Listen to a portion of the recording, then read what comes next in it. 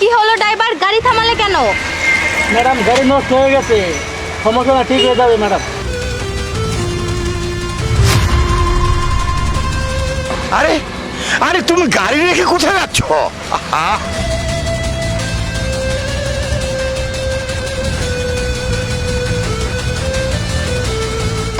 High, আমাদের magistrate madam.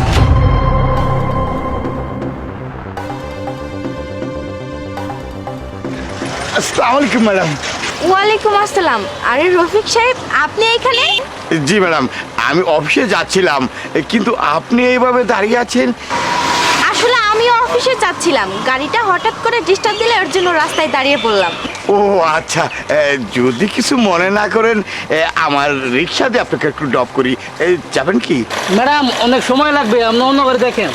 ও sheet, এখন আমি কি করব, কি দিয়ে যাব? ম্যাডাম আপনি যদি কিছু মনে না করেন, আপনি আমার রিক্সা দিয়ে যেতে পারেন, আমি অন্য রিক্সা দিয়ে যাবো। আচ্ছা ঠিক আছে, এখন আর কি করার আছে, চলুন। আচ্ছা ঠিক আছে, আসুন উঠুন।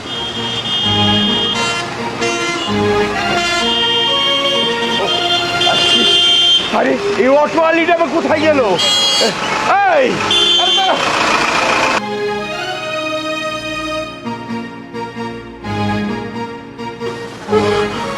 এই অটো আলির বাচ্চা, দাঁড়া, এখানে বসে আছিস কেন?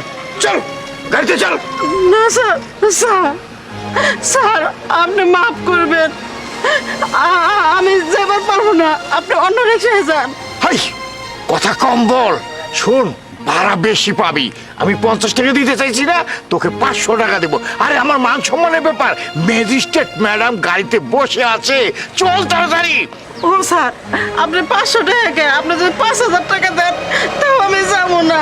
কি? তোর এত বড় সাহস, তাও যাবি না? যাবি না?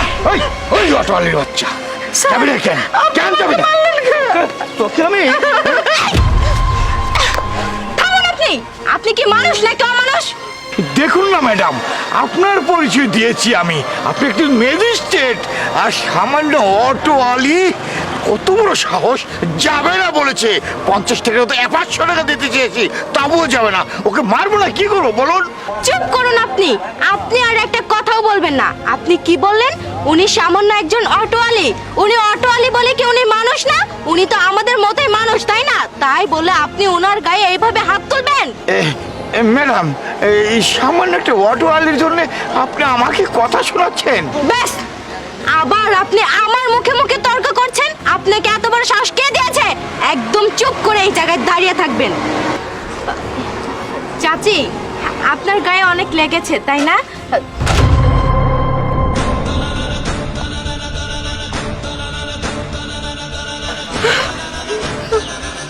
মা, তুমি এই জায়গায়? তার মানে তুমি অটো চালাও? জানো মা, তোমারে না অনেক খুঁজছি আমি, কিন্তু কোনো জায়গায়ও পাই নাই। মা, তুমি তো খুব ভালো করেই জানো আমি যা কিছু করছি আমার নিজের ইচ্ছাতে কোনো কিছুই করি নাই। তুমি খুব ভালো করেই জানতা আমার পড়ালেখার অনেক ইচ্ছা ছিল, কিন্তু বাবা তো আমাকে পড়ালেখা করতে দেয় নাই। বাবা সব সময় নেশা করতো, সব সময় মদ খাইতো, সব সময় আমার উপর অত্যাচার করতো, তোমার উপর অত্যাচার করতো। আমাকে বলতো যে তোর লেখাপড়া করার দরকার নাই, তুই হইলে মেয়ে মানুষ, তোর লেখাপড়া করে লাভ কি? তোর আর কিছুদিন পর বিয়ে দিয়ে দেবো, অন্যের ঘরে চইলা যাবি। কিন্তু তোমার তো অনেক বড় স্বপ্ন ছিল যে আমারে লেখাপড়া করাইবা, অনেক বড় ম্যাজিস্ট্রেট বানাইবা। আমি বাবার অত্যাচার সহ্য করতে না পাইরা পালায়া ঢাকায় চইলা গেছিলাম। ঢাকায় যে জানো মা, আমি না লেখাপড়া করছি, এই যে আমি অনেক বড় ম্যাজিস্ট্রেট হইছি মা। তোমার স্বপ্ন আমি পূর্ণ করতে পারছি মা, তুমি খুশি হও নাই?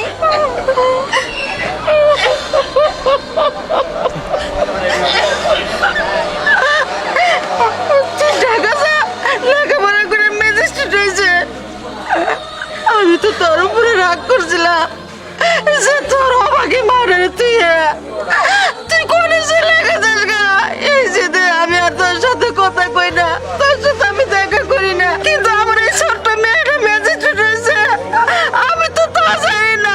ও মা, তুই তো বড় মহৎ কাজ করছিস।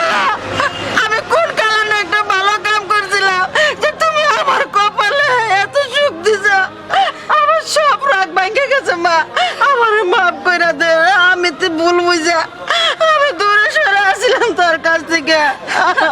না না মা, তুমি আমার কাছে কিসের জন্য মাপ চাইতেছো? মাপ যদি চাইতে হয় আমি তো তোমার কাছে মাপ চামো। ও মা, আমি তোমারে কতই না কষ্ট দিছি, তুমি আমারে মাফ কইরা দিও। তুমি কত কষ্ট করে অটো চালাইছো মা, বিশ্বাস করো আমি না ম্যাজিস্ট্রেট হওয়ার পরে অনেক খুঁজছি তোমাকে, কিন্তু কোথাও পাই নাই। তবে মা, আজকের থেকে তোমার আর কোনো দুঃখ কষ্ট নাই।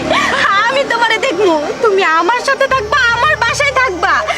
মা চলো, রফিক সাহেব চলে আসুন। জি ম্যাডাম, একটু সময় দেন আমাকে, আপনার মার কাছে একটু মাপ চাই ম্যাডাম, আপনি আমাকে মাফ করে দিবেন। আমি না জেনে না বুঝে আপনাকে হাত তুলেছি, আপনি আমাকে মাফ করে দিন। ভাইজান, আপনি আমাকে লজ্জা দেন না, আপনি যা করেছেন আপনি জায়গা থেকে আপনি ঠিক আছে। আমার মেয়ে ম্যাজিস্ট্রেট হয়েছে, এলাকার বাসী